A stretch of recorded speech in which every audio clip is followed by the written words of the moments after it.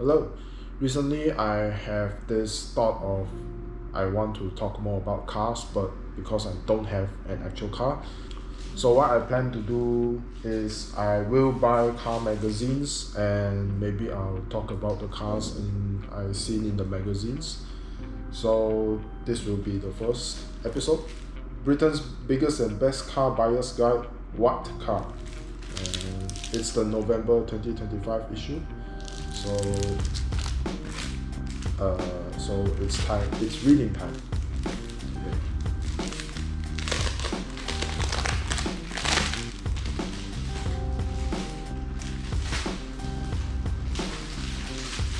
Okay.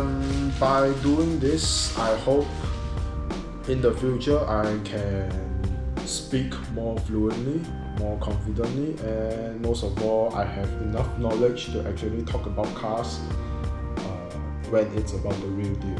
So yes. So from this cover, you can see that it talks about most and least reliable cars for this issue. From this cover, the only car that I think I can guess is probably a Honda Accord, and this will be a GR Yaris. Yes, and that's about the cars that I know. I'm pretty unknowledgeable, so let's start reading, shall we? My car knowledge is kinda low. I'm kinda like an illiterate guy in this world of automotives. And yeah.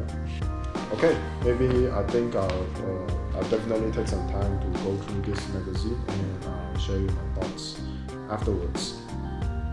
After spending some time glancing through this magazine, I found out the most and least reliable section for any car that you like.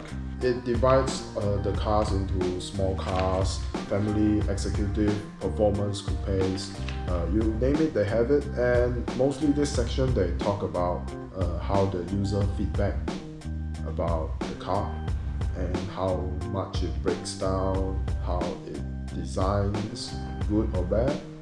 So I read through this section, and I can only say that there's a lot of cars that I actually don't have an idea what I'm looking at. Most of them are European car makers. As you can't tell, I live in Asia, so these cars are considered expensive imports to us. And on the other hand, there's some like for example, there's this Honda Civic right here, and there's another Toyota RAV4, I think. Toyota RAV4, yep, there it is. It's kind of nice to see some familiar cars that actually make up to this Hall of Fame, because they are located in the reliable section. And yes, that's only one of the few cars that I can actually recognize. And the others, I think it's just headlights, grills, and a front bumper. Because all the photos are taken from the front or an angle from the front, I can't really tell which car is which if I don't look at the name that's written right below the photo. So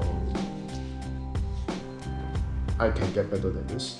And I think since this magazine is written for people who are living in UK, I suppose. So most of the data that's shown here, by data I mean some points of concerns for the English people might not be the same for us Asians. So to each their own. But I think this magazine is one of a good starting point for me to actually learn more about cars, especially German car makers. Like this magazine, they have a lot of German car makers. As you can see, this family car section, most of it they're from Germany. And for the performance, this 7-seater, yes, 7-seater, not so much. Yeah, luxury cars. luxury cars that are mostly from European car makers or German car makers. And yes, and in the end they do have a simple spec sheet that sorts by the brand, and I think it is actually also a great place to take a look at what the car market kind of looks like. We all say the car market is kind of cooked nowadays, but I think we still have a chance somewhere. But this spec sheet is less sexy, less appealing, because it's all numbers. It's all numbers plotted against a neatly tidy table. So they still have some Japanese car makers, and for example, let's take a look at Honda, shall we? Alright, so according to this table, the Honda Civic family hatchback, it is rated 5 stars with a verdict of good to drive, has a big boot and comes with a lot of standard kit, but it's a shame it isn't more spacious in the back. 5-door, 5-seat, and it will cost about list price off the road. It will cost about starting from 33,795 sterling pounds, and I think this is the max edition that will be 38,695 sterling pounds, which if you convert this price back into Ringgit Malaysia, which is my home currency, it actually comes quite close to what the car actually costs back in where I live.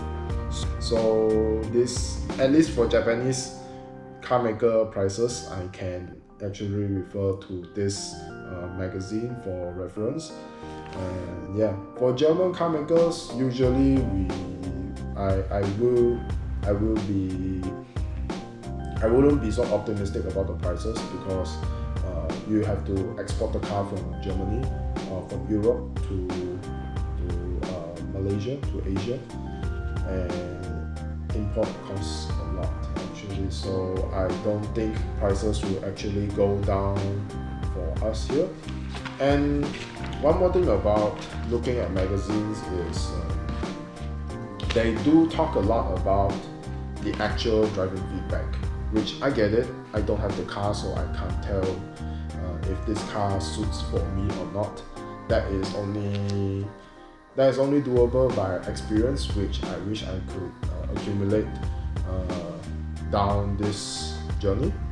So yes, I guess for now I will spend more time to read car magazines, learn more about the theory, and maybe if there's a chance for me to actually test drive a car and talk about cars, I will give it a try. I am seriously considering about that for like the past 2 months, I think. So maybe 2026, maybe give me some time, and I will try to review cars for now. Cars and bikes and something automotive, something.